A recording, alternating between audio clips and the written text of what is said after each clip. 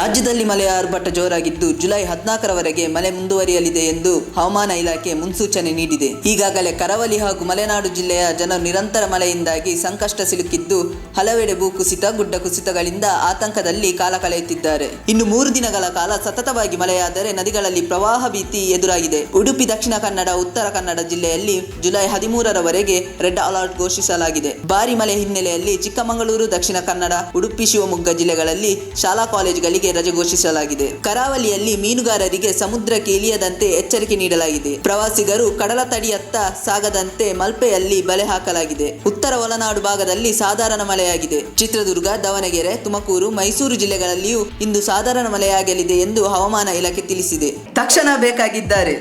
ತುಮಕೂರಿನ ಹೆಸರಾಂತ ಕಂಪನಿಯಲ್ಲಿ ಗುತ್ತಿಗೆ ಕಾರ್ಮಿಕರಾಗಿ ಕೆಲಸ ಮಾಡಲು ಯುವಕರು ಮತ್ತು ಯುವತಿಯರು ಬೇಕಾಗಿದ್ದಾರೆ.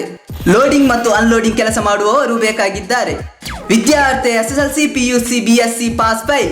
ನೇರ ಸಂದರ್ಶನ ಇರುತ್ತದೆ. ESI ಮತ್ತು PF ಸೌಲಭ್ಯ ಇರುತ್ತದೆ. ಆಸಕ್ತರು ಕೂಡಲೇ ಸಂಪರ್ಕಿಸಿ. Naveen GL, phone number 9743103968.